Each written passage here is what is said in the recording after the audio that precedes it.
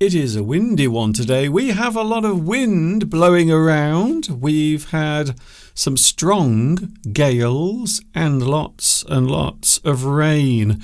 The snow has now gone away. There is no more snow. However, we do have a live English class for you right now. Are you ready to learn English? Here we go again. It is English Addict coming to you live and direct from the birthplace of the English language, which is, of course, you know where it is. We all know where it is.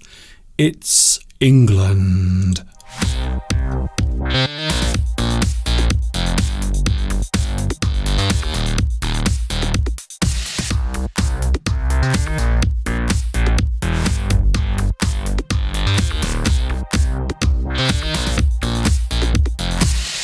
This should be fun. Ooh, there you are. Hi everybody, this is Mr. Duncan in England. How are you today? Are you okay? I hope so. Are you feeling happy today? I hope you are in a good mood. I hope you are feeling happy today. I hope you have one of these on your face right now. If you don't, well, maybe I can put one there for you. We will see what happens. My name is Mr. Duncan. I talk about the English language.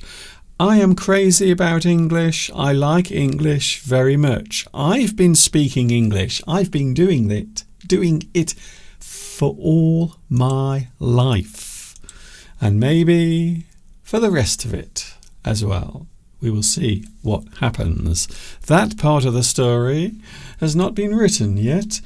My name is Duncan. I love English. I hope you do as well, because you are in the right place for doing just that, which is listening and learning English through my lovely live stream every Sunday and Wednesday. It is windy. I have to say, we had a big storm yesterday and it is still raging outside right now. So a large storm swept over the country and it really has caused some chaos, some damage, and even, unfortunately, some loss of life as well. Not very nice. Everything here is lovely and nice, and you are very welcome to join my live chat today. We have not only me, but I'm not sure how well this is going to go, but yes, he is back today. He is back with us. Mr. Steve is back. He will be with us at around about 2:30. He has almost recovered from his little illness. He was ill for over 2 weeks with a terrible cold and fever. So Steve will be back with us today. We will see what happens. I'm not sure how long Steve will be with us, but we will see what happens. It depends on how strong he is feeling. We will see what happens. But he is back for those Mr. Steve fans. He will be back with us today. And of course, a lot has changed in the world since the last time Mr. Steve was with us. There is a new president-elect in the United States. Lots of things are happening in other parts of the world. Political situations, the environment. Lots of things are occurring right now. Some of those things have started happening since Mr. Steve fell ill. So I have a feeling today Steve might be expressing himself a little bit. We will see what happens. Anyway, he will be here later today. Talking of the live chat, of course, we have the live chat. It's nice to have you here today. Congratulations to Vitas and Beatrice once again. You were first at the same time. So I have a feeling there might be a little battle taking place between your fingers as you are clicking frantically on your mouse device. So congratulations to you two.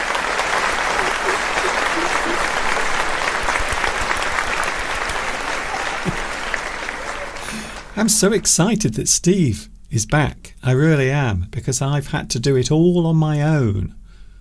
It's been a lot of hard work, besides all of the other things I have to do. Lots of things, in fact. We also have Florence, and of course, he is here. Luis Mendez is here today. Hello, Luis. Thank you for joining us. We also have Palmyra. Olga is back with us as well. Claudia. Hello to Claudia. It's nice to have you here as well. Who else is here? Franco. Mr. Franco Ferrari is here. Thank you very much for parking your Ferrari outside my live stream and joining us right here on the live chat. It's very nice to see you back. Who else is here? Farry Bors is here. Hello to you. Welcome back. Maria. I'm saying hello to Maria. Hello, Maria. It's nice to see you back here as well. Who else is here? Hamda. Hello, Hamda. It's good to see you with me once more again. I have a feeling a lot of people must be very excited because Mr. Steve is joining us today after his terrible illness. I have a feeling that Steve is going to be talking about his terrible illness. What I call it is a cold. A little bit of sneezing, a little bit of coughing. Mr. Steve might make it a little bit more dramatic, you see. So we will see what happens later on when Steve joins us, talking all about his dramatic illness. By the way, we had a lovely meal yesterday. We actually went out yesterday for a meal. Now, I have to say, it is something we don't do very often. We don't often go out for a meal. More often, we will stay at home and eat at home. I will cook something, or Mr. Steve will make something. So quite often we stay at home and we don't go out to eat. However, yesterday we had a lovely meal not very far away from where we live, with Mr. Steve's sister and his brother-in-law as well. We had a super time, a lot of laughter and some amazing food, as you know, and I'm sure you are very similar to me. I love eating food very much. So that is the reason why I'm probably in a good mood today, because I had a lovely meal yesterday with some lovely company as well. People who are with you. You can describe them as your company, the people around you. If you go out for a meal or go to a party, we can talk about the company around you, the people surrounding you in a certain place or during a certain event. We are talking about dining and eating a little bit later on, because I sometimes wonder whether other people do it often or whether they only do it occasionally. By that I mean eating, of course. You know, I love English very much. I love the English language so much. I would like to marry it, if I was completely honest with you. Here are two words that can be used in English in many different ways. The words are up and down, up and down. We can use these words in many ways, and I thought today I would look at some particular ways of using these words. For instance, you might be up for something. If you are up for something, it means you are up for a certain activity. It means you are enthusiastic. You are keen to do that thing. You really feel like doing it. We can say that you are up for something, up for fun. You might be up for a laugh. You might be up for a good time. It means you are in the mood to do something. You feel enthusiastic or keen to do a certain thing, a particular thing. We can say you are up for it. To be very excited and willing to do something. You are up for it. You can also be up in spirit as well, your feeling, your general mood. You can be up to feel positive and optimistic. A person who is up in spirit, they are in a good mood. I suppose you could say that as well. They are in a good mood. They are feeling positive and optimistic. To be optimistic means you are looking forward to the future in a positive way. We often like to be optimistic about the future. It's not easy to do.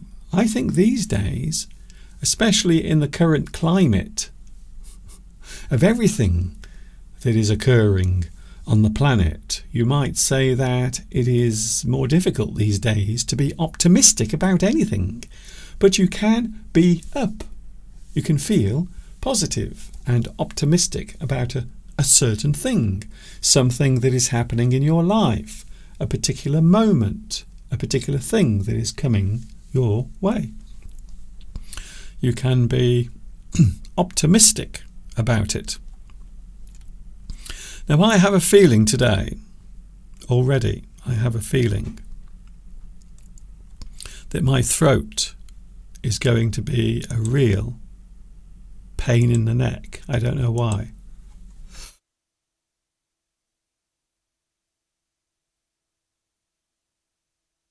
I woke up this morning with a sore throat, by the way. Don't tell Steve.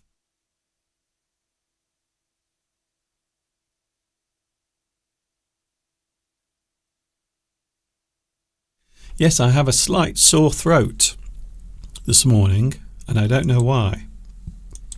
It could be something happening. Maybe I have my own fever coming on. We will see what happens next. I have a feeling a new drama is starting to unfold right in front of me. So if you are up in spirit, you are feeling positive about something. You might also be down for something. Now, we often think of the word down as being negative. However, it isn't always a negative word. If you are down for something, it means you are eager and keen to do something. You are okay with doing that particular thing. You might say that you are down for a trip to France. You are down for it. It means you are eager or okay with that particular thing. You can be down with a general situation, something happening. You can be down with it. It means you are okay with that particular thing. So that is another reason why English can be fascinating. Because words that may seem negative can be used in a positive way. It is possible to do that. Of course, we can use the word down in a negative way. To be down or to feel down. You are feeling gloomy or unhappy about something. I'm down because of losing my job. I feel down because something bad has happened. Something negative has occurred in my life and I feel unhappy. I feel down. So it is possible to use the word down in a positive and negative way. Generally speaking, the flow or direction of something as it occurs. The economy is up right now. That means it is going that way. The markets are down at the moment. I think that one would be a more realistic comment to make at the moment. The markets are down at the moment. So generally speaking, the flow of something, the general flow of something as it occurs or as it happens. Something can go up, something can go down. It can be up and it can be down. Generally speaking about the direction that something is going in. Of course, there are many other ways of using the word up and down, normally relating to actual direction, to go up and to go down. Maybe you go up the road or you go down the road, quite often in a certain direction. Away is up and behind is down. That is how we generally use the words up and down when we are talking about direction. I hope that's helpful. I like to throw some lovely things in to my live streams and I hope they are helpful. Live chat is very busy. Gizmonda Tressie says hi everyone. Hi everyone. Hi to you as well. Thank you for joining me today. Hello also Christina. Hello Christina. I'm wondering if we are going to meet up next year because I am up for another rendezvous in 2025. It's not that far away, just a few weeks. We are just a few weeks away from 2025. Already I've started thinking about next year. I've started thinking about the plans, the things that I want to do for 2025, because let's face it, it is not very far away. In fact, you might say that it is just around the corner, because next week we come to the end of November and December will once more be with us. A very busy month ahead for me. Lots of live streams and also new lessons as well. Mr. Steve will be here soon, don't worry.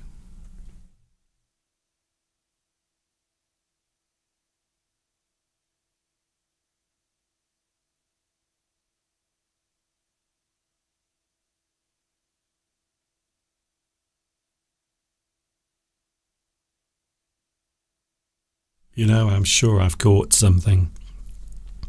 I think it was yesterday. I think it was yesterday. I think I've caught something. Maybe a cold or a fever. But something is very strange. Something is going on in my throat right now. I'm not sure if I should tell Mr. Steve. He might be a little worried about joining me. We will see what happens. Steve will be with us in a few moments. I'm not sure if I will though. Isn't it strange? I woke up this morning, by the way, and I did feel a little unwell. I felt a little dizzy in my head. And now I have a slight sore throat. Should I be worried about that? And should I tell Mr. Steve about it? By the way, we have a lot of things, talking points today. Talking points. Talking points are things that we discuss, certain topics, certain things that we talk about. Today we are looking at waiting. Something I hate doing. I will be honest with you, I don't like waiting for things. I would imagine at the moment you are not very happy about waiting for Mr. Steve to arrive. So we are talking about waiting for things, waiting for something to happen, waiting for someone to arrive, perhaps. All of that coming in a few moments from now. Also, opinions as well. This is a topic I was going to talk with Mr. Steve about a few weeks ago before he fell ill. So about 2 weeks ago, we were going to talk about that particular subject. But then, of course, Mr. Steve fell ill. He became unwell. So we will talk about that today. Opinions, points of view, and whether or not it is good to express what you think. All of that coming up in a few moments from now. I'm going to drink a pint of water and then I will be back with you. And guess what? So will Mr. Steve. Just around the corner, we have Steve waiting to join us right here. Don't go away.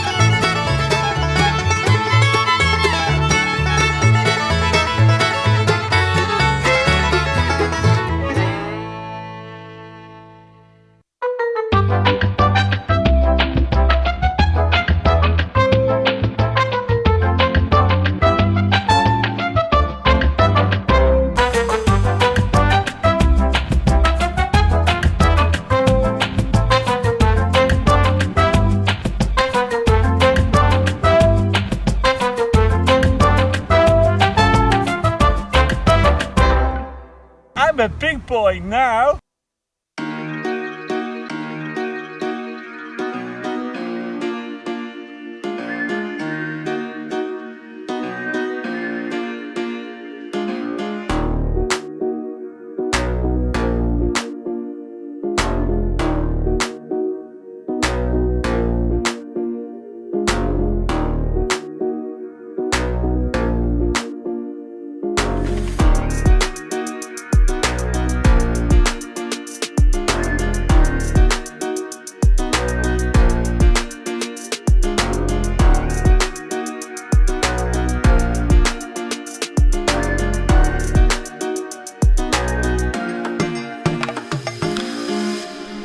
It is English Addict. Today we are with you and he is on his way.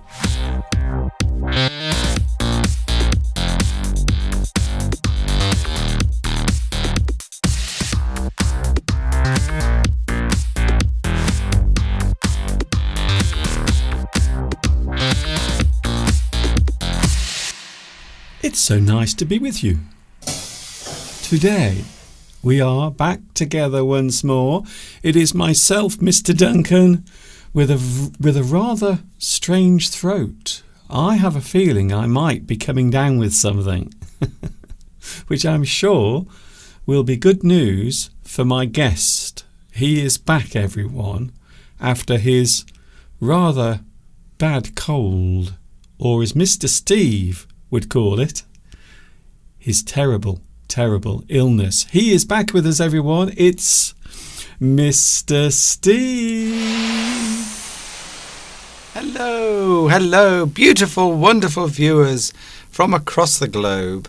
And as Lewis put it, I am up and about, which is a phrase you use when you have recovered from an illness and you are back to sort of normal functioning, up and about. The implication being that you are up out of bed and about. Yes, it's been a difficult 2 weeks. I've not been very well at all. I'm sure I've had bronchitis or a chest infection, or both. Certainly I've had laryngitis, so I'm going to be careful with my voice. So, I've been worn down from all the work. I'm not quite sure what it is, but these things come, don't they? Every few years you get something like this and, you recover, you get on with life. But I'm back, baby, and up and about, and glad to be here with you, Mr. Duncan, and with all your lovely viewers on a Sunday afternoon. Mr. Steve is back. We have missed you. It's been hard work doing this all on my own, to be honest, for the last couple of weeks. But you're back, and all I can say is so much in the world has happened during that period of time that you've been off sick. Of course, we have a new leader, a new president-elect. Can you believe it? Just as Mr. Steve fell ill, and something that Steve has been watching very closely is the presidential election in the United States, and just after the result came in, Mr. Steve fell ill. I'm not sure if that is some sort of comment on the situation, but Mr. Steve, it's nice to have you back here. How do you feel about the current state of the world? Because I have to say, now I was going to do this, but you fell ill. But I like to be fair, because some people say that I'm unfair to Mr. Steve. Some people say that I don't give Mr. Steve a chance to speak about things or to say anything. So I'm going to put that right today. So in the past couple of weeks that you've been unwell, Steve, what is your judgment at the moment? Do you feel positive about the future of the planet, or do you feel a little negative about it? No, you've got to be positive. You've always got to be optimistic and positive about the future. So that's my mantra. That's what I believe, that there's always positivity in the future. Yes, there will be negative things, but yes, I mean, I'm not an expert, but you've just got to remain optimistic and positive. That's what drives us to ever more success as a species. And I think you've just got to be positive. You can't afford to be negative, because if you're negative, you can't see opportunities. You can't see the good in people. You can't see a way forward. So you can't afford to be. You've got to be realistic, of course. But I think ultimately, I don't want to comment on individual things happening in different countries. But you've always got to be optimistic, because if you're not, then it's a miserable life. Yes. Well, I think this is something that you have to make sure that it actually happens. You have to make sure that you at least stay positive about something. We were talking about this a few moments ago, about feeling up about things. If you feel up, you feel excited. So always have something planned for the future. This is what we often say, isn't it, Steve? So whilst you were lying in bed, making some very strange sounds like that during your illness, we at least we still tried to stay positive. We did have a few laughs. We had a few moments where things were not great because, let's just say, during the night, Mr. Steve was making a lot of noise. Can I just say another thing, Steve? My throat today does feel a little weird. Should I be worried? Possibly not. It's certainly not from me, because 2 weeks, I think you would have caught it by now. Aziz says, "Oh, thank you by the way, thank you all for your nice, kind messages, welcoming me back." Aziz says, "What does mantra mean?" I use the word a mantra. Oh, That's something you repeat to yourself, isn't it? And usually a positive phrase that you repeat to yourself to try and embed it in your conscious or your unconscious, so that maybe it will happen. So yes, you could have a mantra saying, I will be positive. I will be positive. And it's something you repeat and say over and over again. I'm not saying that's one you might want to have. I mean, it could be a good one to have, but it's a mantra, something that you believe in, that you want to have the energy to carry out, and you repeat this phrase over and over. You might even write it down as well. yes. Certain religions have mantras. It's not just your own thing. It could be, you could find a mantra out there from a religious perspective, or something for yourself. Can I just say, yes, it's almost like I always see it as a kind of guide, but the guide itself is not a person. It is the thing that you are channeling. So the mantra is the feeling or the expression of emotion. And of course, as we all know, one of the most common ways of expressing emotion is through words and speech. So that is why mantras, your spiritual guide, in that sense, the positivity that you are maybe projecting but also absorbing as well. It's a kind of, I suppose you might describe it as a kind of yin and yang. Here's a good definition that Lewis has put on. Most of the time a mantra is a repeated word or phrase for meditation or prayer. Yes, exactly. It doesn't have to be religious, but you might meditate on a particular subject or phrase. And we all know if you repeat something enough, then you end up believing it. And that's the idea of a mantra, is to try and get you into a certain frame of mind. And they can be useful. Some people like them, but yeah. So that's why I said a mantra, to try and think positively, because if you don't, I mean, things can go wrong, but essentially, if you can't see the positive in life and in nature, then look at me. I'm usually so negative, Mr. Duncan. Yeah. But I'm trying to change my mindset at the moment into a more positive frame of mind. You know what, Steve? I think also, if you have a period of bad luck or maybe a period of bad health, and then you recover from it, it can give you a new aspect or a new view of life. You can feel somehow reborn or regenerated. So there is that feeling, and I've mentioned this in the past, where you go to the doctor and you're worried about something, but then he says something that puts your mind at rest. He says it's okay, you're not seriously ill, nothing serious, and then you come away feeling somehow reborn. You have this sudden refreshing feeling. Certain people do have the power to heal you, even if they don't give you any medication. quite often if you go, I've often found before, I've been to the doctor, because I think if you get sick with something, your mind wanders into negativity, and you start to blow that illness into something that it really isn't.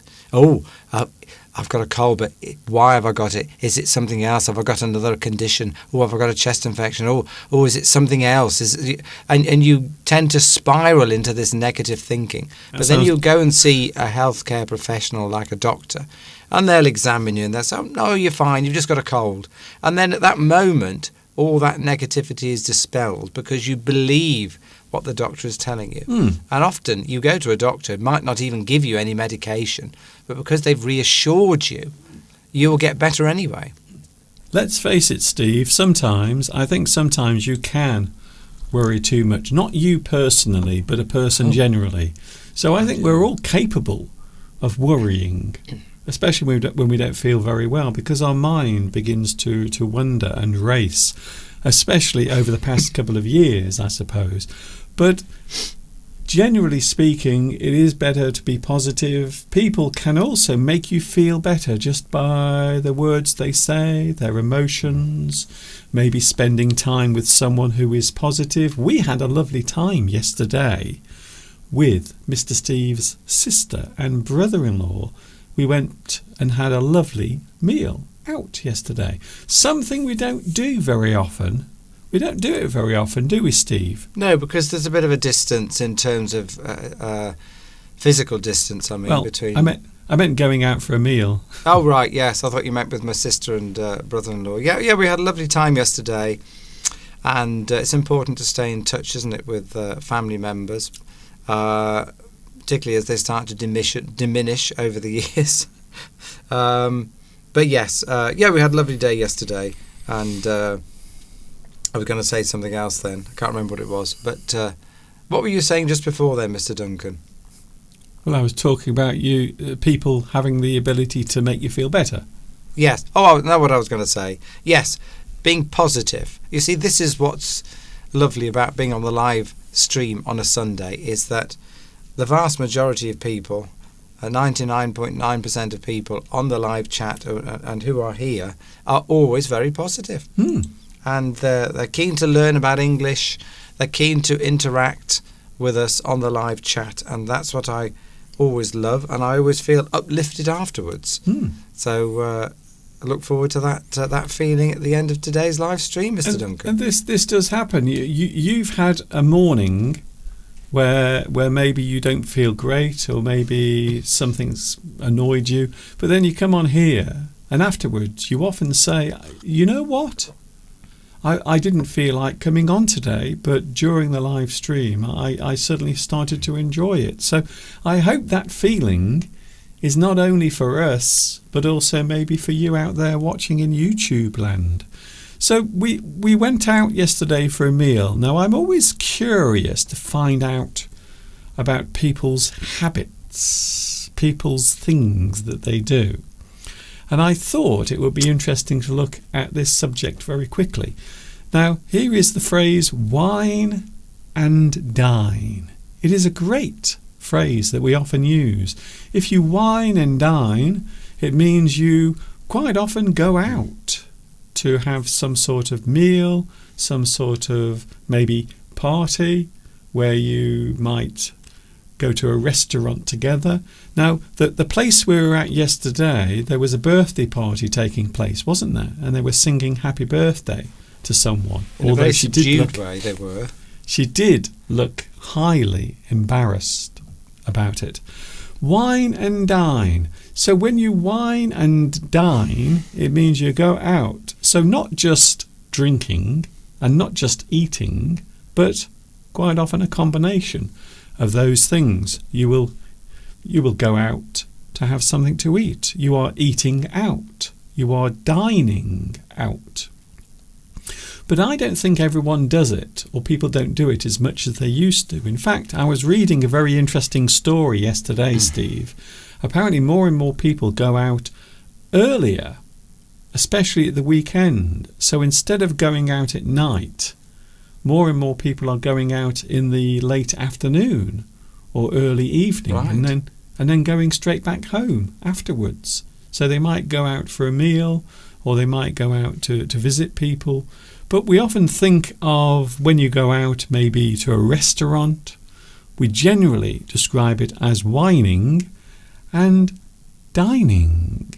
And quite often it's used in business, for example. It's used quite often as a way of trying to influence customers. So you might, your boss might say, "Oh, are you taking out some customers?" You might say, "Oh, I'm taking out some customers, potential customers of our new product," and you might use the phrase, "I'm going to wine and dine them." Yes. And the implication is that you're going to take them out for a meal, you're going to buy them a meal, give them some alcohol, and the implication is that after that, you might influence them or bribe them, not bribe them, but you might. It could be said to be used as an influencing tool to get them to buy your product. So it's quite often used in the business world. "Oh, why don't you wine and dine them?" And then you might get some business. And sometimes, of course, that's how business was always used to be done. I remember my father was in business. Back in the 70s, he was in sales, and he was always wining and dining his customers. You just had to do it, because if you didn't, you wouldn't get any business, because all the other companies were doing it. It was part of the process of selling. Yeah. You took people out on golf courses. You took them for an expensive meal, gave them some wine. I mean, it doesn't have to be wine; it could be anything. But yes, it's often used as a way of influencing customers. Or you might want to influence a girlfriend or a boyfriend by wining and dining them. And it's often a way, because when you're being taken out for a meal, everyone's talking, a bit of alcohol, social interaction takes place, your defences are down, you're more susceptible to other people's influences. There's a wonderful word, schmoozing. Is that the word, Steve? Yes. You schmooze. Schmooze your customers, usually by taking them out for a meal and getting them some alcohol. Yes. Well, not necessarily alcohol. You keep mentioning alcohol, but it doesn't have to be. I mean, yesterday, we had that meal yesterday, and I was the only person that had something alcoholic to drink, and I had a glass of wine. Not any ordinary wine. It was Argentinian wine. It was. Oh, so normally I have maybe some French wine, a little bit of Burgundy, or maybe some Italian wine, maybe a little bit of Chianti. But yesterday I had some lovely Argentinian wine, and it was rather nice. In fact, I would say it is as good as French wine. So I did have a little glass of wine with my meal.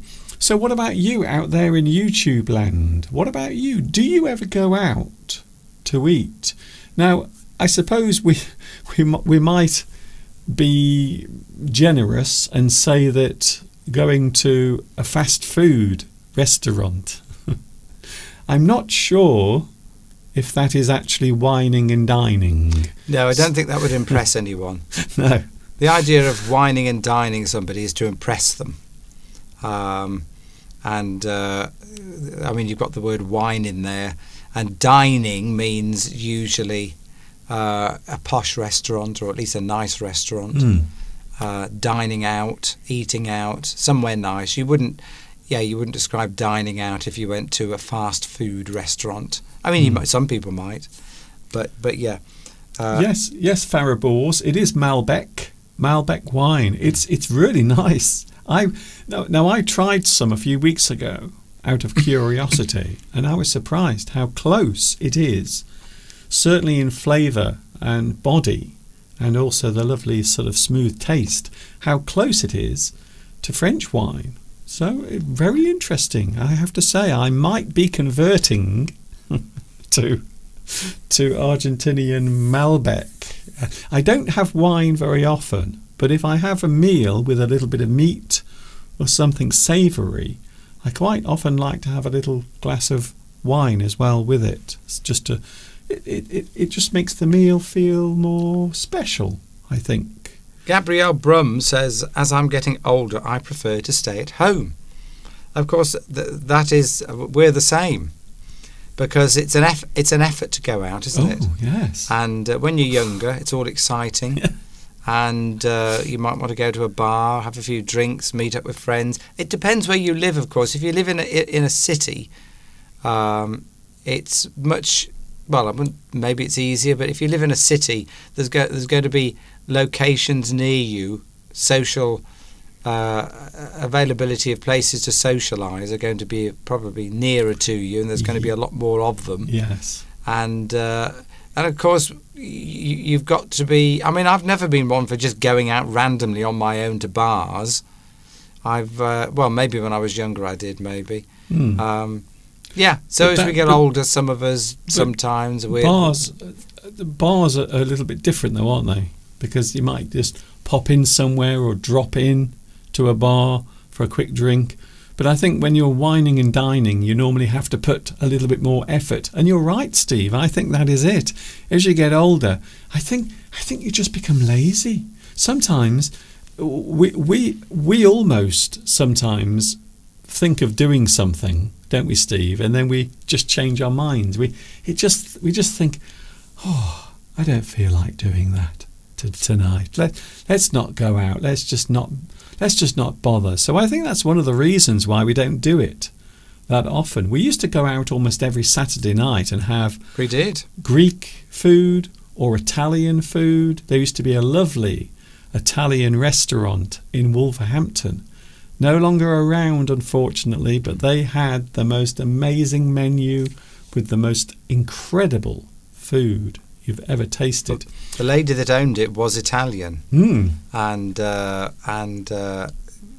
she was very Italian, shall I say, obviously Italian, and it was wonderful. She served the most incredible meals. But there you go. Yes. So Alexander Vladimirov says, before COVID, I dined out every weekend, up to 3 times per week. Yes, a lot of people since COVID, because we've got used to not going out, a lot of people haven't got back into the habit of going out. And I think we're probably the same. Of course, now we live quite a distance from a main town. Then if we want to go out, we've got to drive. So that it sort of disincentivises yourself to do anything, because you've got to make more effort. Yes, and of course you can't drink alcohol when you're driving. So if you wanted to drink, then you wouldn't be able to. It's not alcohol based though. Wining and dining is just a phrase, isn't it? Really, you don't have to drink alcohol. It just means you're going to a nice place, a nice restaurant. We're quite lucky around here, though. I will say, Steve, we are quite lucky. We do have some rather nice places that you can go to, and I think that's one of the things that puts me off. One of the things that discourages me from going out, especially to a place that you're unfamiliar with. So I do have a certain nervousness. It's probably weird. And I know what you're thinking, Mr. Duncan, you weird man. But I do feel nervous sometimes about going to a place I've never been to before, a restaurant, because you're not sure if the food is going to be good, if the service will be good, if the place is noisy. And of course, there are these days lots of restaurants that insist on playing loud music. However, the place that we go to, not very far away from here, they don't normally have music. They have a lovely, gentle atmosphere inside the actual restaurant. So it was very enjoyable, even though we don't do it very often. And I think you are right, Steve. I think the habits of people have changed since that strange period of time between 2000 and 2023. Where lots of people were locked down, a lot of people had to change their habits, and they never returned to them. They never went back to their old habits. Vitas mentions the preference of English people to beer rather than wine. That is certainly the the impression that I think the world get about English people, that we like our beer. Certainly, that has changed a lot over the last 20 years or so, I would say. Consumption of wine in the UK has risen dramatically since the 90s, particularly amongst women. Yes, I think you're right. But I think this also has something to do with people staying at home, because you don't normally have beer at home because people like to go to the pub to have that. However, you can always open a bottle of wine at home and drink as much as you want. Not that we're encouraging it. This is not just about alcohol. So when you wine and dine, it's also about the food. In fact, if I was honest, for me, that's the best part, is the food. So I like to go somewhere where I know the food will be good, the service will be nice, it will be quiet, there won't be any screaming children all around, because that can ruin the atmosphere a little bit. I don't want to seem as if I'm anti-children, but they can spoil things sometimes. So what about you out there in YouTube land? We just had something from Alexander. There are some advantages of home dining, watching something that is or of my taste, on my taste, or having something that is suitable for you, because you can choose your own food if you cook at home. You can make things to your own taste. So I think that is a good point to make. Trying to cook something new. We are not very adventurous, are we, Steve, in the kitchen? I have to say we are not very adventurous in that area. And of course, saving money. And it has, yes, I think saving money is a good one, because it has become much more expensive to dine out over the past maybe 10 years. Certainly since COVID, I think a lot of places have put their prices up to try and make money back. And of course, as we've seen, Steve, a lot of restaurants have gone out of business as well. How many restaurants have gone out of business around this area? Many have over the past couple of years. So I don't think it's an easy thing to do, running a restaurant. Yeah, just going back to the beer and wine debate with British people, certainly if I think of most men I know, particularly older men, stick to beer. I'm not sure what young... If you could go to a nightclub, when I used to go to nightclubs, when I was back in my 40s, I used to started going to nightclubs again. Men weren't really drinking beer there. They were drinking sort of vodka. Was very common. I don't really know what young people drink. They like all sorts of things. I think young people I think beer is mainly a preserve of sort of older men, I would say. I might be being a bit typecasting there, but certainly all the... Well, the beer drinkers are all ages, I think. They are all ages. But we were there yesterday, and there were lots of younger people eating and dining, and they all had big glasses of beer on their table. So no wine. They were actually drinking the beer. Although I think a lot of younger people prefer lager. Between you and me, it is one of the worst drinks ever. Lager. It has no flavour. It's just fizzy. It has nothing. So we don't really drink lager. In fact, we don't really drink alcohol very much at all, do we, Steve? Not that much. Is alcohol classed as a junk food? Says Aziz. I wouldn't describe it as a junk food, because I think a junk food has got to be something non-liquid. Certainly wine wouldn't be described as junk, because wine is certainly the alcohol industry are very successfully managed to market wine as almost being a health drink. We often refer to junk food as anything containing fat or sugar. So Coca-Cola, for example, that is liquid, that is something you drink, but that is also classed as junk food. So anything with large quantities of sugar or fat or a combination of those things can be described as junk food. So I suppose alcohol, in a way, technically, it isn't junk food, but in another way, it is, because it's not good for you if you have too much. So, except, as I said, the alcohol industry have very successfully managed to market wine almost as a health drink. They almost say that, you know, if you drink wine, you'll have less heart attacks and things like that. And of course, the problem with alcohol is it's full of calories, and it's often a hidden source of calories for people. Especially beer.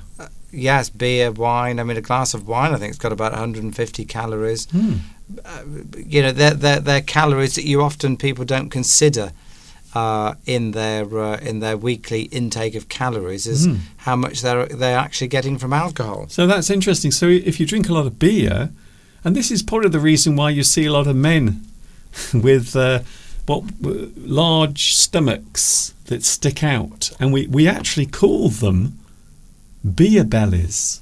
That's actually what we call them. So you see a lot of men, normally around the ages of 45, 55, and quite often their body will come down and then suddenly come out with a giant belly, and we often refer to that as a beer belly. A beer belly. Lots of men drinking lots of beer. But probably if they drank lots of wine, they'd also get a big belly, because it's all about the calories at the end of the day. And yeah, I mean, some people drink.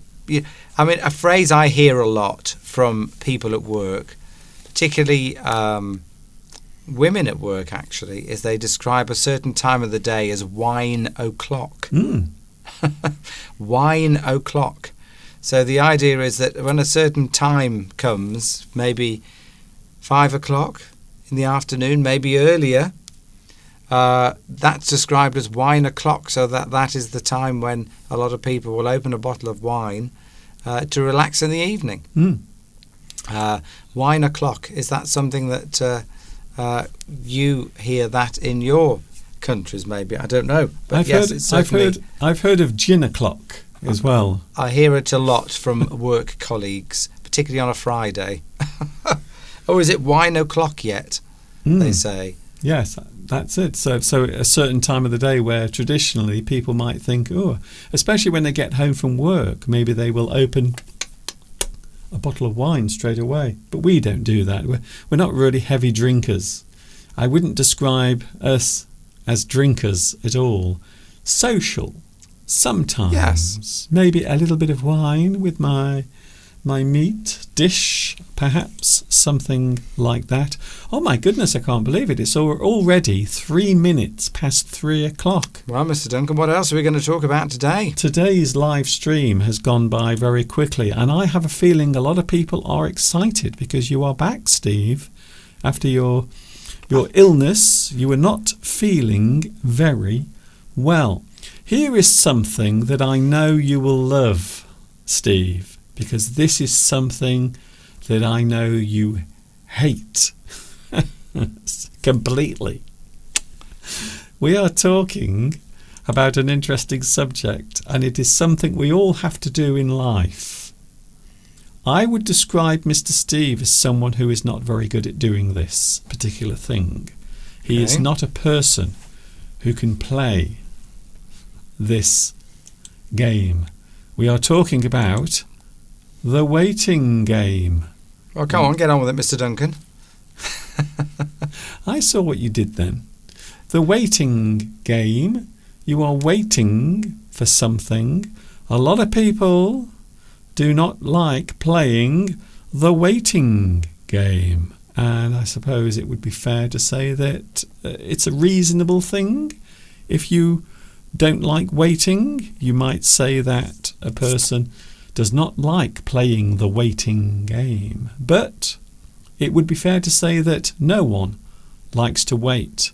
But there is one person I know who really hates waiting for anything, And that is that guy over there. Who? Me? Are you saying I'm impatient, Mr. Duncan?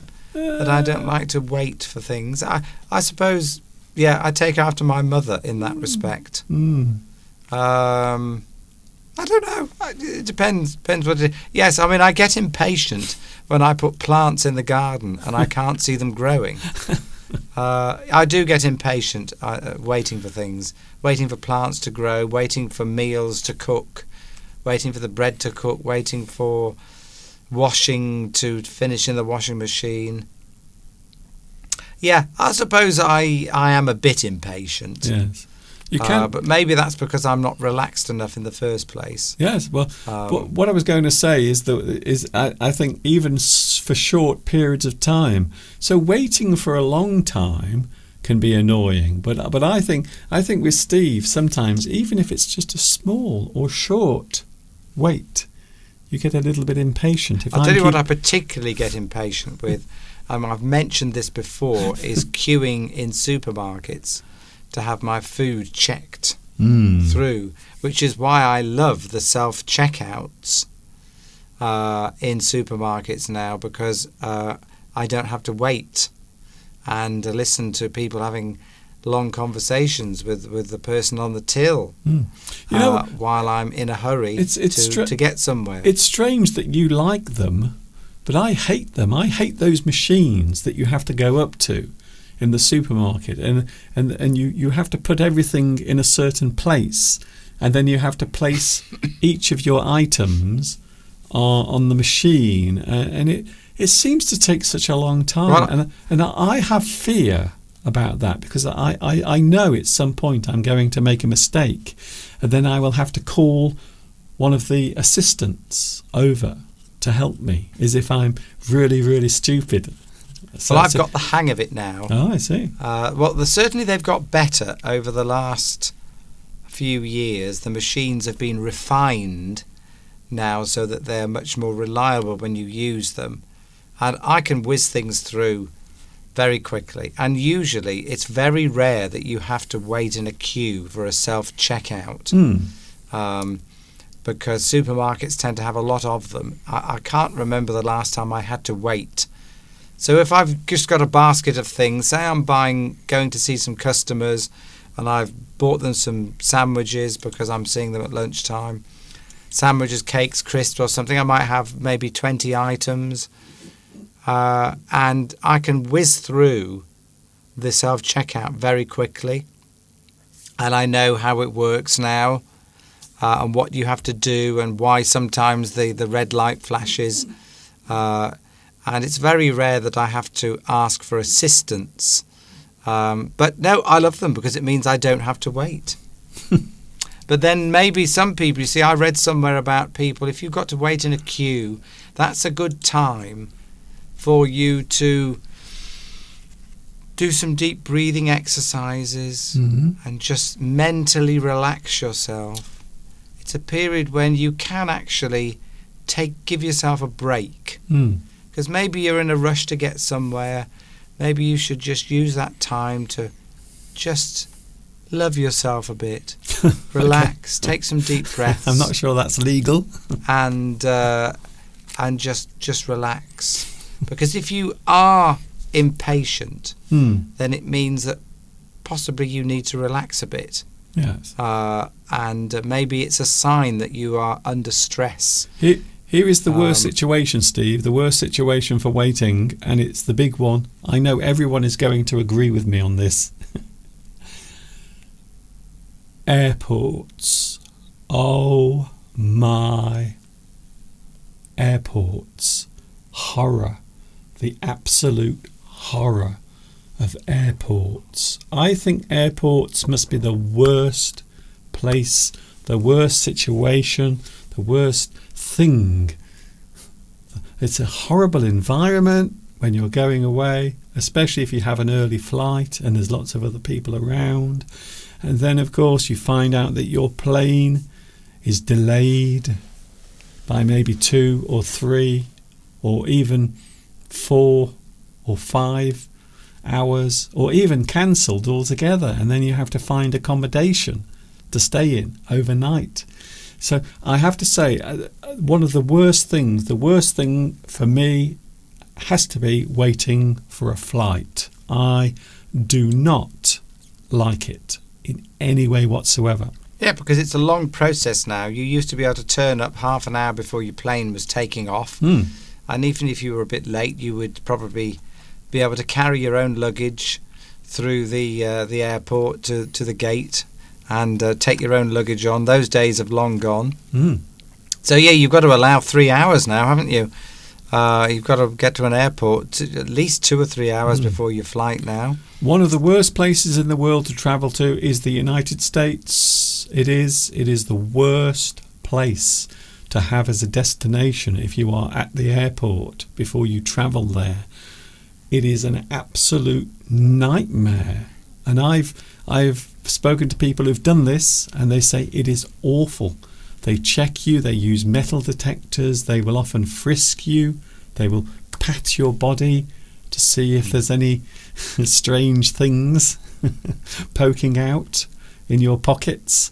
And then you have to go through another area. You have to take a lot of your clothing off, coat, shoes, socks, all of your things. You literally have to take all of your clothes off, and then you have to go into this special machine, and it takes a photograph of you naked. I don't think you have to take all your clothes off.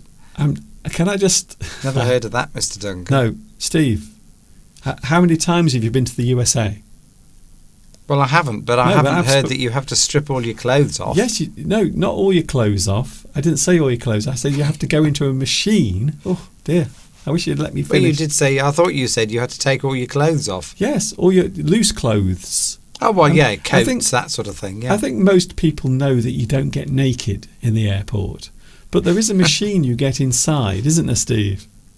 But you don't always use it. So quite often if you go to the USA, you have to go in this machine and you have to stand like this.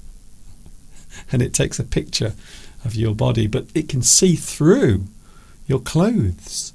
Basically, they're taking a picture of your nudie body. Yes, it can't be very good for you if it's using sort of X-rays or something. I don't know what it uses, but maybe there's a health risk there if you're a frequent flyer. Yes, but my point of view, my point here rather is because of the heightened security. If you're travelling to the US, it's always more strict. So there are very strict rules, procedures that you have to go through. And when you get to the other end as well, you are often taken aside and asked all sorts of questions. So not just checking your baggage, but also asking questions, personal questions about your life. It's incredible. So it isn't the easiest place to go to as a visitor, as a tourist. I would say here's a tip, because Mr. Duncan, you've often been stopped, haven't you? I've been with you. Yes. And often Mr. Duncan gets stopped. And I think it's because, I don't get annoyed, Mr. Duncan, I think it's because you wear a baseball cap. And so immediately the security staff are suspicious, because they see you as, some kind of dude. You could be on drugs or something. A dude? What? I think immediately people have a perception, don't they, of somebody. When they see somebody sort of dressed very casually with a baseball cap on, yes, as a security person, they immediately think, he looks like he could be, somebody who likes to relax a bit. Yes, but and take substances. Steve, there's a part of that story you're not telling us, and that it's always when I come back to the UK. So this isn't when I go away. It's when I return to the UK. It's whenever I return to the UK. Almost every time I am stopped and taken into a little room. And then they just get me to open my hand luggage, and they ask me a couple of questions and then let me go, because they realise that, well, they take one look at this innocent face and they realise this man won't do anything horrible. He's lovely. And that's it. I can go on my way. But I think you are right, Steve. I think it does have something to do with the cap.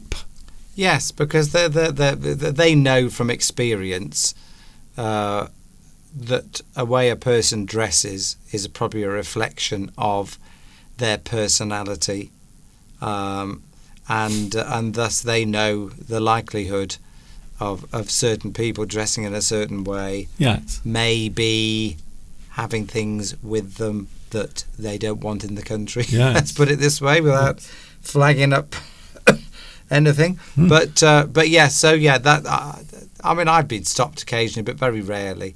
So if you look sort of smart, I think I don't know. Maybe if you want an easy time in an airport, first of all, go first class, which I've never done, but because I can't afford it. But I'm sure you get a much easier time if you go first class through an airport.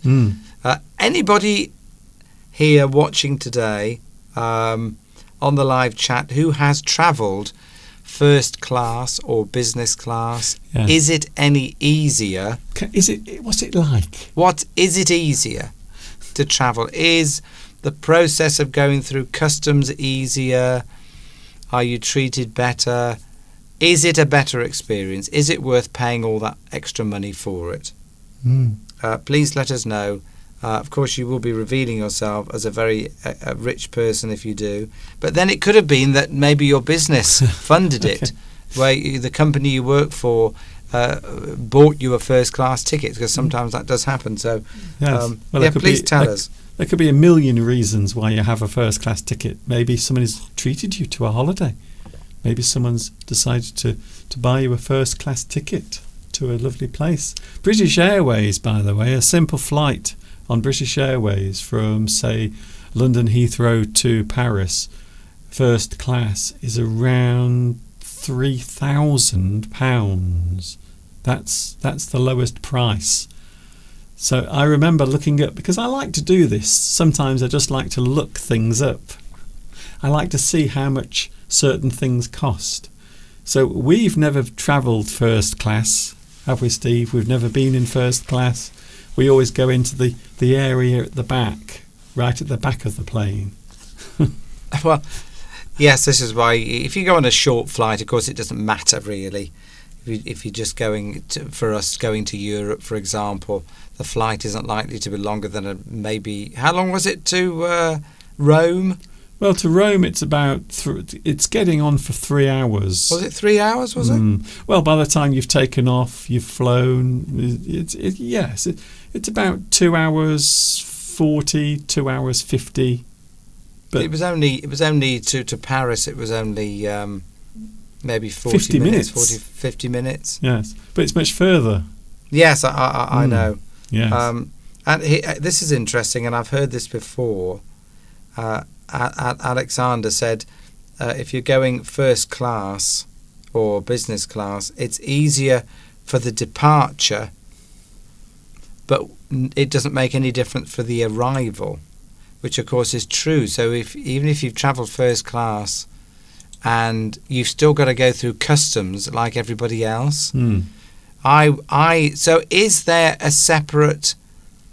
There isn't. I don't think there is. There isn't a separate customs. I don't know. Area for arrivals if you've travelled first class. So that doesn't make it any easier then? Yes, I don't know, because I've never travelled first class. That's what I'm asking here. It's a mystery. It's like a mystery. There's always that big gold door at an airport, isn't there? It says Okay, so can I just finish, Steve? Yeah, it says VIP lounge. VIP lounge, and there's a doorway. And it seems to vanish into another world, but you never go in there. So I've always wondered what happens there. Sorry. No, I forgot what I was going to say now. What were we talking about? If it's not... Because often the arrival is the worst part, isn't it? Having to queue to go through customs. So if travelling first class or business class doesn't make that any easier, then I'm not sure I would pay for it. But isn't it the comfort on the plane? Yes, you get more comfort on the plane, but you get a bed. You get a little cubicle. I need to find this out. You can close the door. So I've seen people. There's loads of people on YouTube showing off by going first class on aeroplanes. I've seen a few videos, And it is, you have a little compartment. But it reminds me of an office cubicle. When you work in an office, it's a bit like being in one of those, except for you're flying through the sky. That's what it reminds me of. By the way, Jimmy's been ill. Jimmy from Hong Kong Yes, says he's that, had flu. Had flu. Well, yes, I'm had something very similar. How long's Jimmy been off then? Do we know? Well, he was taking antibiotics last week. Oh, that's the same as me then. Yes, but I think from the sounds of it, you were quite ill, weren't you, Jimmy? I think you were more sick than Steve. Was it Hong Kong flu? Because because flu strains are named, aren't they, after where they first break out? I've never heard of Hong Kong flu. Ever. Yes, it's a certain strain. Flu strains are given a name, and it's usually the name of the country where it originated from, like Spanish flu, for example. Now, I thought we didn't like to do that anymore because it's seen as prejudice or racist. Probably. I wouldn't be surprised in the woke world that we live in that isn't allowed. But we certainly used to. Certainly we had an outbreak of something that was. We've had Spanish flu. Hong Kong flu was a bad strain of flu. I've never heard of Hong Kong flu. Oh no, I think that was in the 1980s or 1990s. It's a certain strain of flu that must have originated.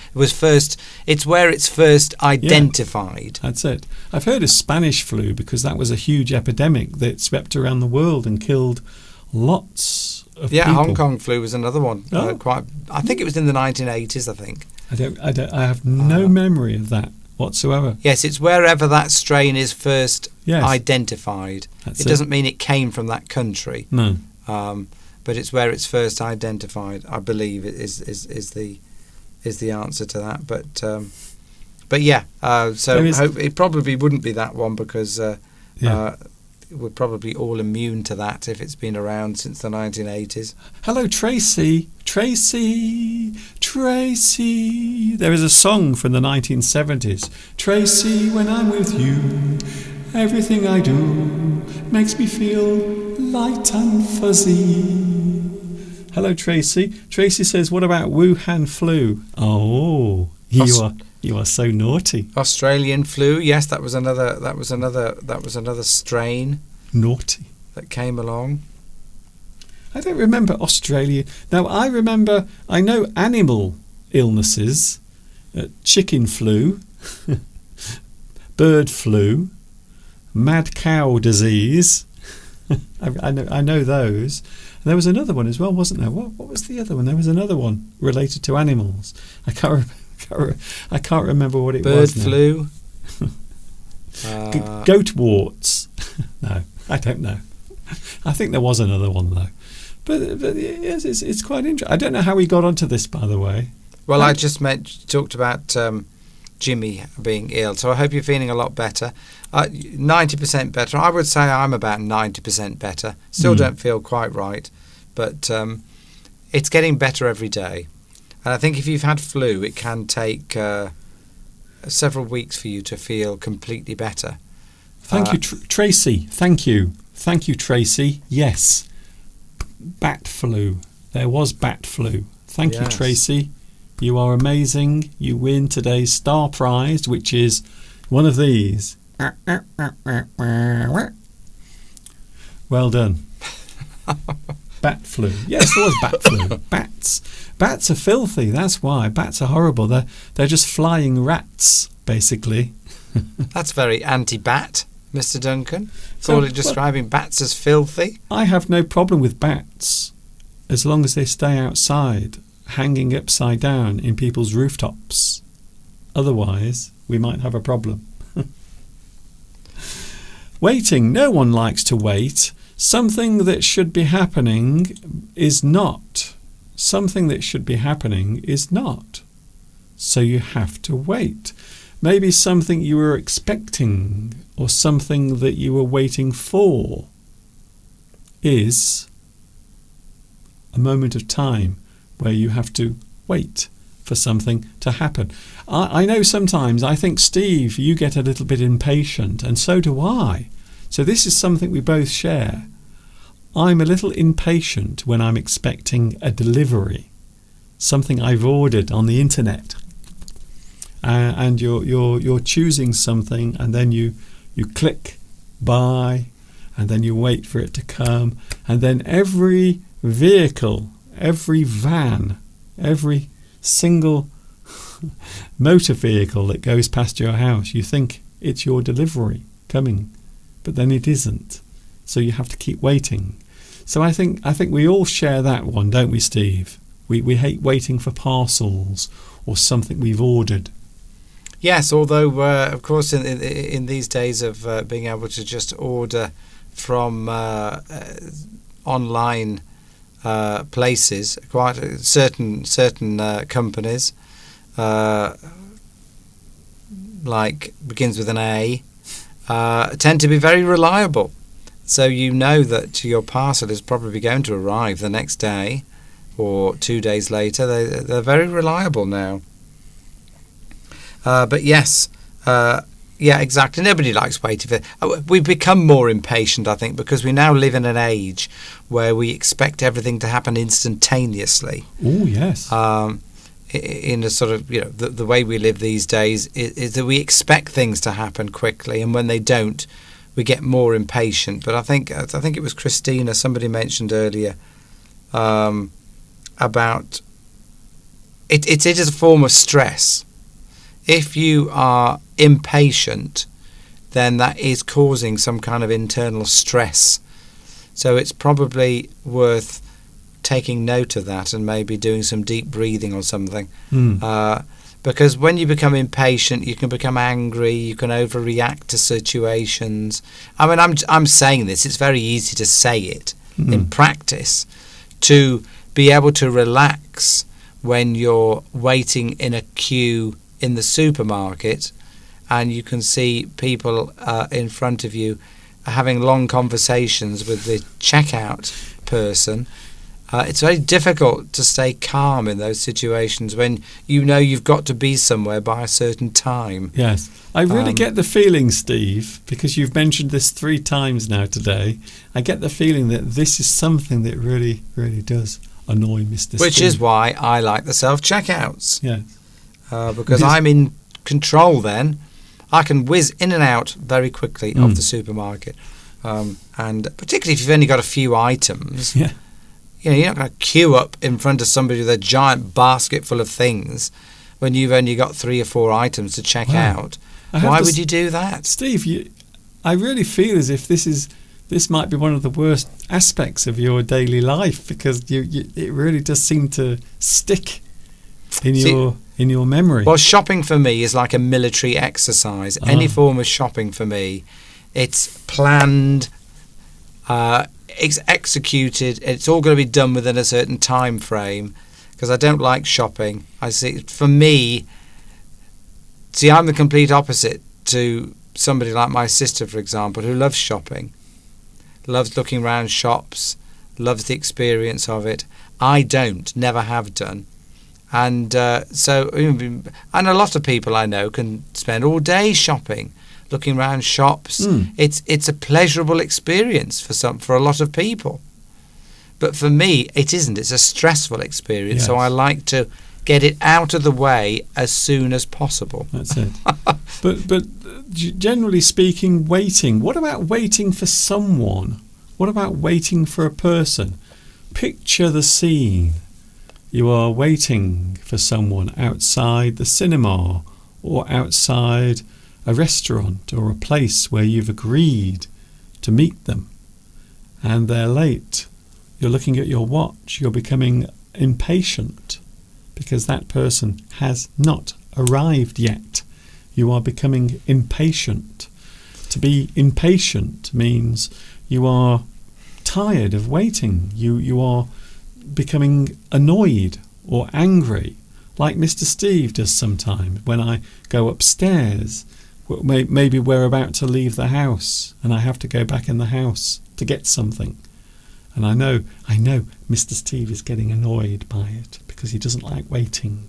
So waiting for someone, waiting for a person to arrive or turn up, And of course, there are situations where you should never be late and never keep anyone waiting if you are going for a job interview.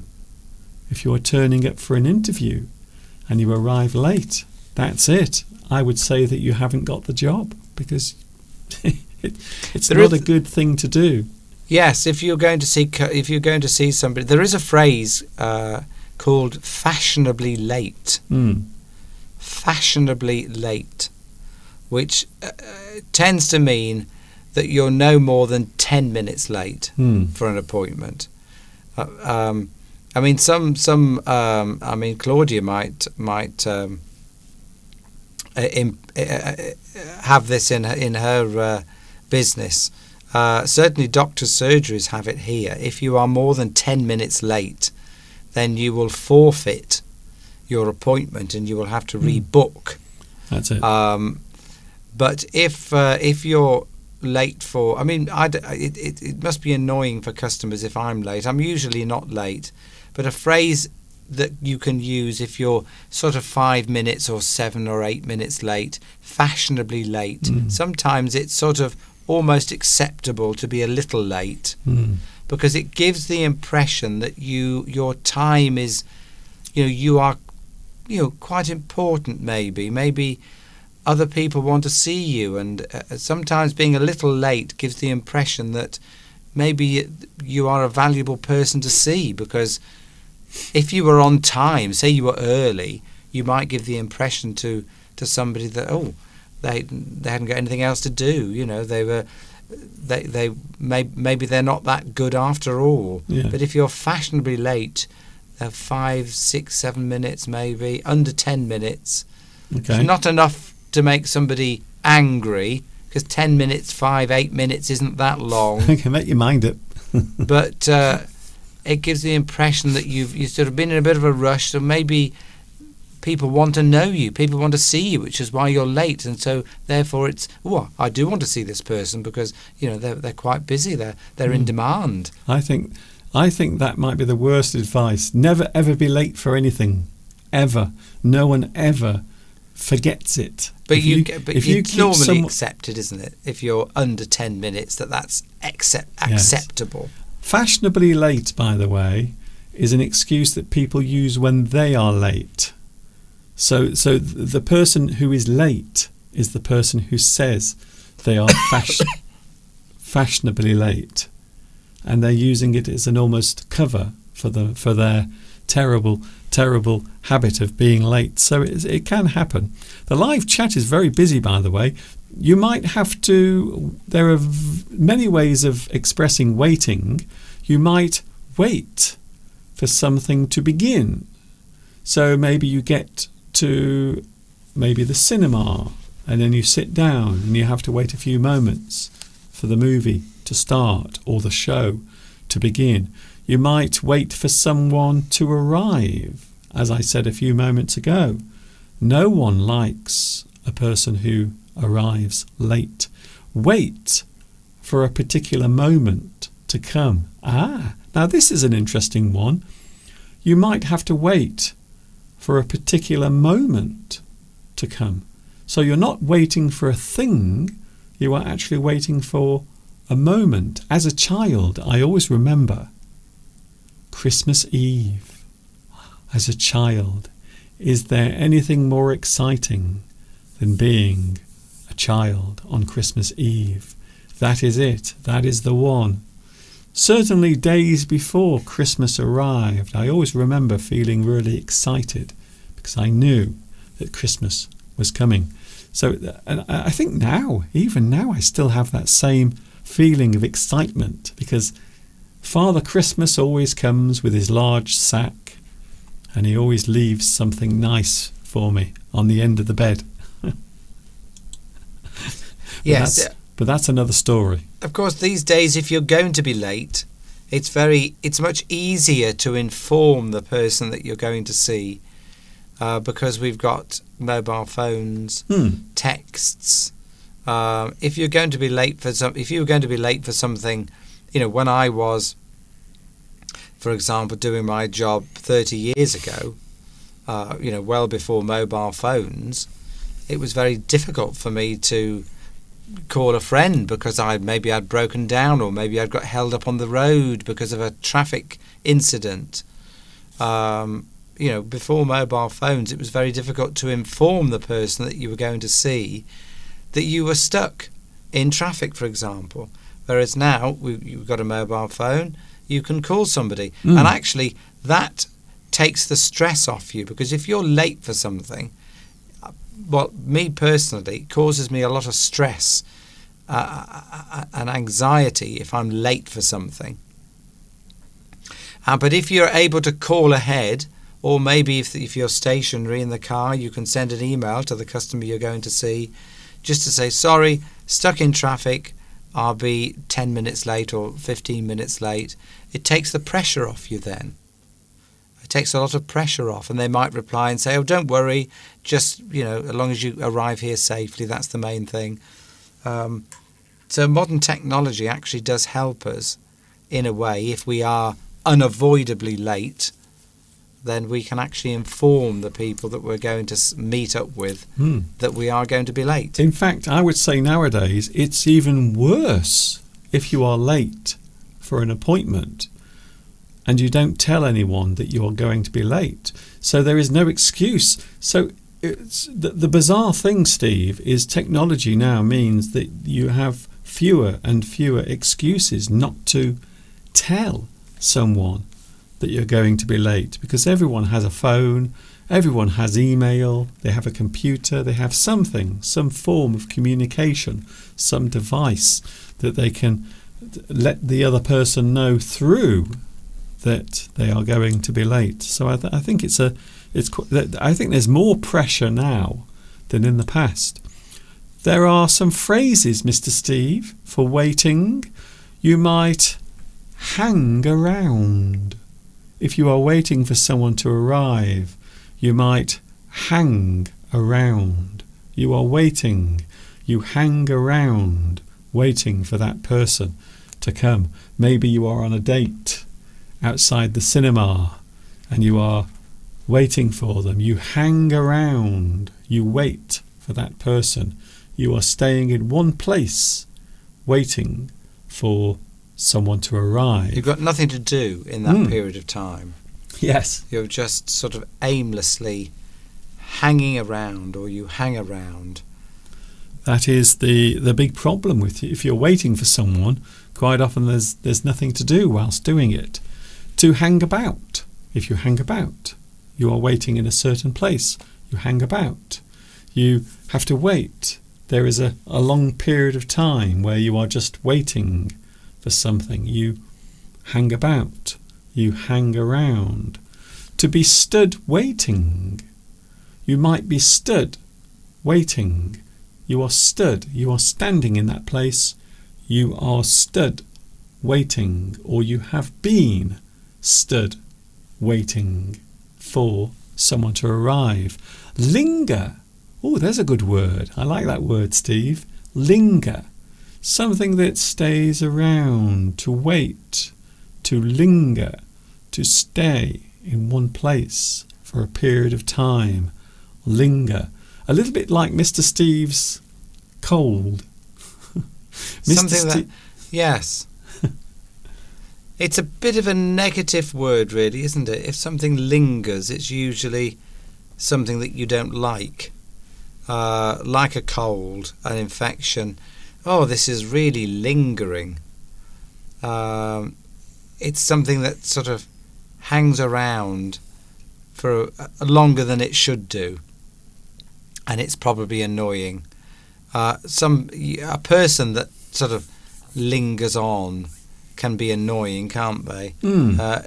Maybe you're at a party and maybe you're hosting a party and people are sort of not going home, they're sort of lingering. Yes. And you want them to go home. Yeah, the implication is that they're staying longer than they're welcome to.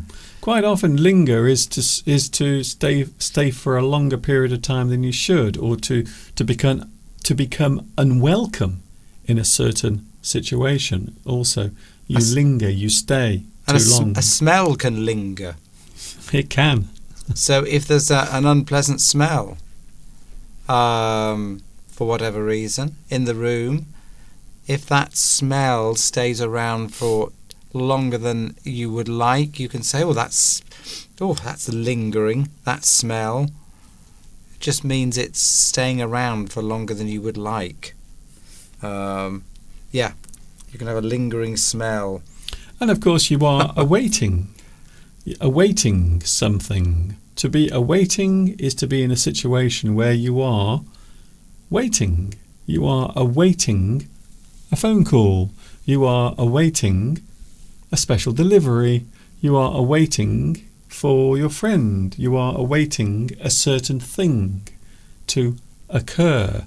So there are many phrases, many words we can use to describe waiting, but I think it is safe to say that we all dislike waiting. Although, as I can't remember who pointed it out, I think it may have been Tom, who said you can always use your phone. You can always play a little game on your phone whilst you're waiting. So I suppose that is something you can do nowadays. At least there is something you can do whilst you are waiting for something. Yes, isn't that I always find that difficult. If you are waiting for somebody, say somebody's said, I'll meet you at the cinema, I'll meet you at this restaurant, or for example, and they are late. There is always that always feels awkward to me when you're on your own. There's nothing worse, is there, sometimes, than being on your own in a public place where lots of other people are with their friends or laughing, having a nice time, and you may be sitting there on your own waiting for somebody and they're late. After sort of 10 minutes, 15 minutes, 20 minutes, you start to become more and more uncomfortable because you start to think, what are people thinking that I'm just sitting here on my own? And you start to feel a bit awkward. You want to find things to do. Maybe you look at your phone. Maybe you think, if I look at my phone, people will think that, it's less embarrassing. You begin to feel embarrassed, don't you? When you're left on your own in a public place. You pretend to be sort of in control of the situation. No, it's okay. I'm sitting here on my own in this bar.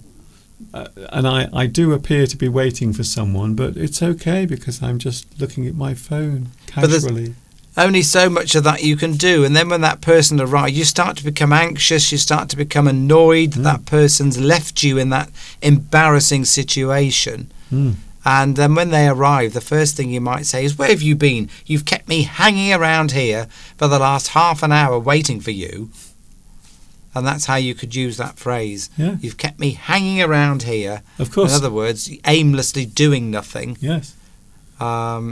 Because we are used to that. We're not used to these days just sort of sitting doing nothing, are we? We're always doing something now. Yes. If we're not on our phones, we're on our laptops, reading news articles, watching the television. It's very rare that we get periods of time when you've got 20 minutes, when you've got nothing to do. It almost stresses you out. And I think we've sometimes lost the ability to be able to just sit in peace and quiet and have nothing to do, nothing to think about, nothing to have constant inputs from devices. And I think sometimes I often think with myself, I just need to accept this period of time. I've got 20 minutes, I've got nothing to do. I just need to relax. Just need to let everything calm down and use that as a period of time to switch off and reduce stress. This sounds like very good advice that I'm sure you will never, ever take. Of course, the other one, Steve, you're waiting for someone and they don't turn up. They don't arrive. They don't even come. they don't come to see you. They just don't come at all. So maybe you're in a pub waiting for a date. Maybe you are there with your pink carnation waiting for that other person to arrive. And then you wait for 5 minutes, you wait for 10 minutes, 15 minutes. I'm sure they will be here in a minute. I'm sure they will be here soon. There's a phrase for that, isn't there? If you go out on a date and the person doesn't turn up, you can say that you've been stood up. Yeah, you've maybe just getting to know somebody in a new relationship, or maybe the first time you've asked them out. Let's wine and dine this person, take them out for a nice meal, and they don't turn up and they don't tell you. And you would say that you've been stood up. And of course that's embarrassing.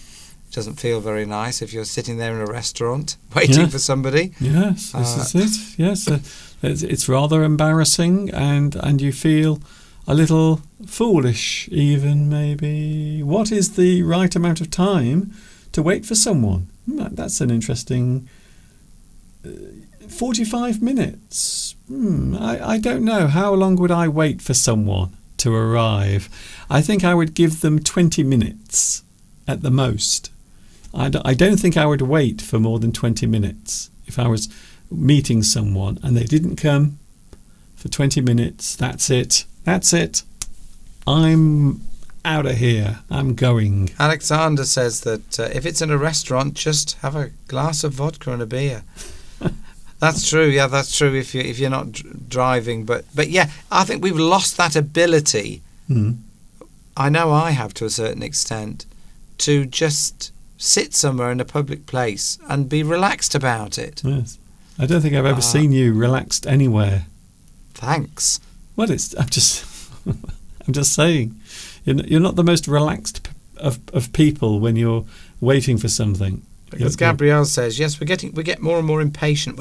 We're used to inputs all the time from everything, constantly being bombarded by stimuli, as we say. It's a TV, radio, internet, phones.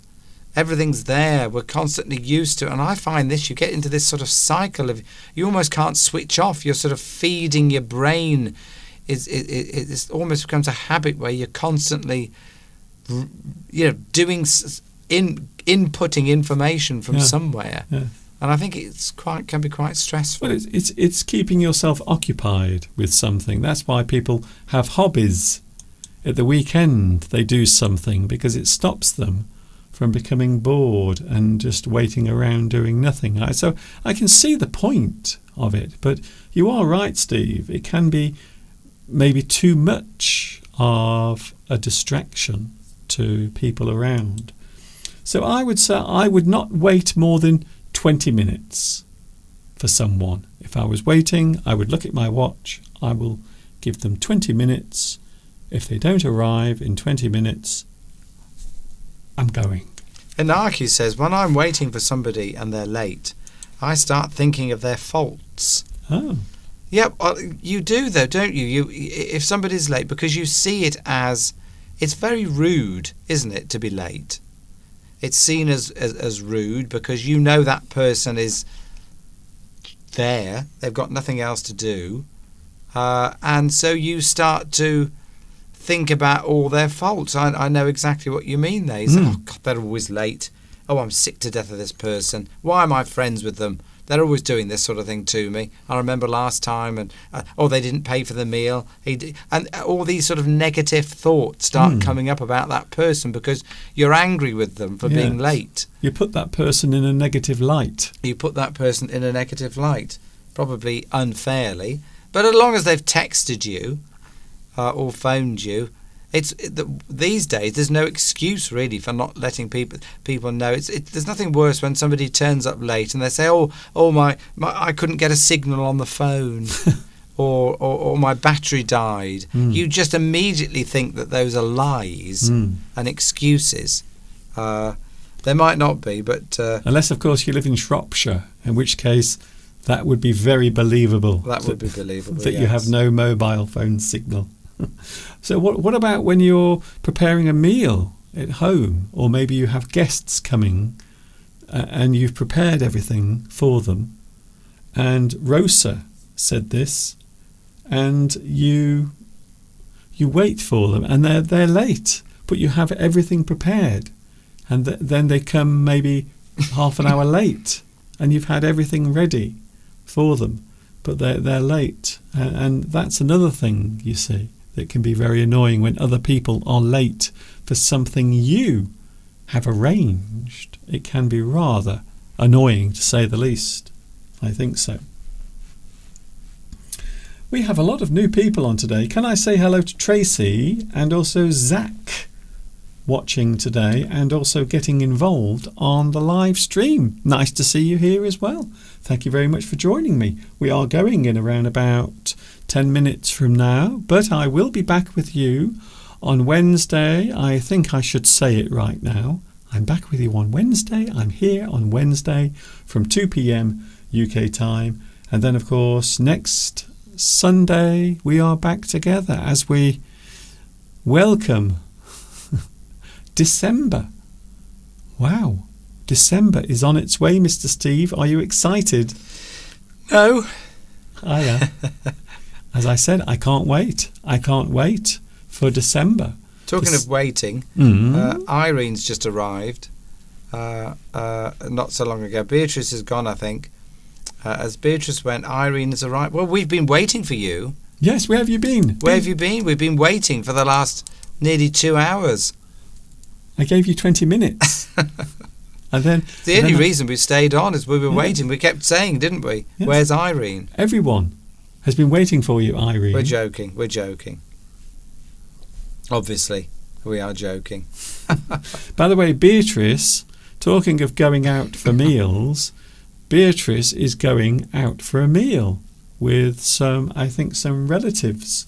So Beatrice has left us, but she's going to have a lovely meal, and I think they're going to a restaurant. So there we go. That fits in rather nicely with what we've been talking about today, with all of that.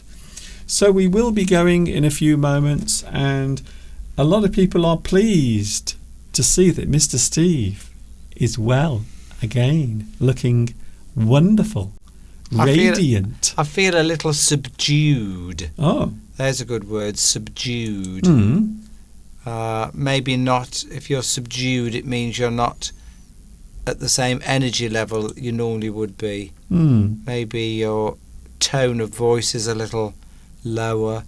Maybe your energy levels appear lower. Yes. I feel a little subdued, but I feel calm. Yes. I feel calm, and I'm pleased to be here, Mr. Duncan. I've missed appearing here on a Sunday. You might describe it as weakness. Sorry? You might describe it as weakness. Weakness? Yes, to be subdued. You're subdued. Well, yes. You have no energy. You have a little bit of weakness. I don't feel like doing anything today. I just want to stay at home. I feel subdued. Maybe. Subdued, yes. You're just not feeling yourself. Feel a bit subdued today. Yes. Or you could say to somebody, you're a bit subdued today. Yes. You're not quite as lively as you normally are. You're not as happy as you normally are. Although that is your natural state, I think, Mr. Steve, isn't it, really?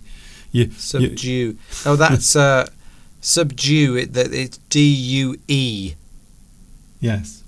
A subdued is something else altogether, I would say. I think you've just made up a nice new word there. I'm not sure if it's a subdued.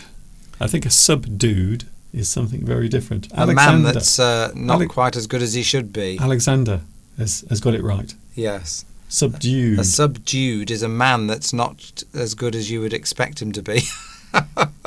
That could be. I think that needs to go in the dictionary, Tom. A subdued, a man that isn't as good as he should be. Well, you pronounce it subdued. Subdued. Yes, I like that. We ought to be giving Tom a prize there. He's invented a new word that could quite easily be used. Off you go then, Steve, with your prize. I haven't really got a prize. No. How about this pen? Okay. That's the prize. Yes, a bit of wordplay. Wordplay, yes, exactly. Right, Mr. Duncan, I've baked a lovely tea cake for us. A tea cake loaf. Yeah, it's huge. It's I don't know what's happening, but Steve is making the most amazing bread. And last weekend you made this incredible tea cake. It's like a giant bread loaf with little pieces of, is it raisin or sultanas? Raisins. Yes, and I put pure butter in it. A dude, by the way, a dude or dude is a slang word for a man, isn't it? You don't pronounce it dude, by the way. Dude. It's dude. Dude, yes. Always. It's never any different. A dude. A man. It's a sort of a dude. Yes. What kind of a man is a dude? A man. Yes, but it's a certain type of man, isn't it? Maybe a sort of it's a certain type of man, a dude. Okay. Yeah, you wouldn't describe a lawyer as a dude. Well, maybe if he's a good lawyer. Maybe a dude is. Oh, you're a dude. Yes, he wins every case. He's a dude, 100%. He likes to get the job done. He's a strong, go-getting dude. Yes, it's normally a positive thing, isn't it? It's a hip sort of person, a hip sort of trendy person. Yes. I think it actually comes from the 60s. Yeah, it's a hip sort of trendy person, does lots of meditation, probably takes substances. They're cool, nice to be with. What? Easy with life. I should stop. We better go before I say something that the algorithms will pick up. Yes, I think you already have. It's time to go. It's time to say goodbye as my throat begins to shut down. We will end today's live stream. I hope you've enjoyed this. Thank you, Mr. Steve, for joining us today. Is it the same as pal? A pal is more just like a friend. Yes. You're my pal. If you say to somebody you're my pal, it means you're a very good friend. Whereas a dude is a certain stereotype of a man. Yes. You can look it up. Quite often rugged, macho. Maybe a dude is a guy that has a strong personality, gets things done. He's a dude. But generally speaking, it's the male form. Yes, he's a sort of a trendy, hip sort of person, a dude. I would say, but you can look it up. Right, lovely to be here with you all today after 2 weeks, and I hope to be here next week in full voice. My voice is held out, which I'm pleased about, because I haven't been able to sing at all for 2 weeks, which is a bit of a disaster for me. Good news for me. Not for you, no. I've been screeching like a cat. It's good news. No, it's good news for me because you can't sing. And for some of the time, Mr. Steve couldn't speak either. It was wonderful.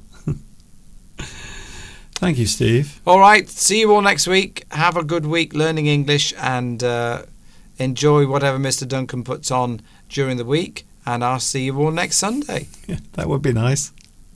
See you, Steve. Bye. Bye. There goes Mr. Steve every Sunday. Unless, of course, he's feeling unwell. He is here with us every Sunday. Now we are going to have a cup of tea, but I won't be having my cup of tea here on the live stream. I will be having it away from the live stream, sitting down, sampling some of Mr. Steve's lovely tea cake loaf. It is getting dark outside. Darkness is coming across the land.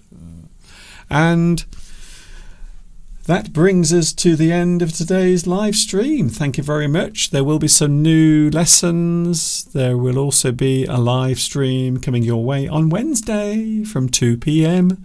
UK time. Thank you for your company. Thank you for joining us. It's been a lot of fun, I have to say. And I will see you on Wednesday, live on Wednesday, 2 p.m. UK time. There will be captions later on as well.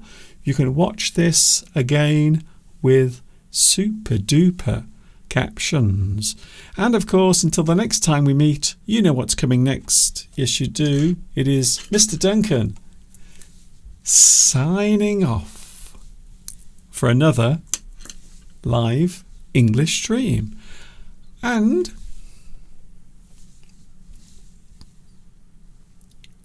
ta-ta for now. Take care of yourselves.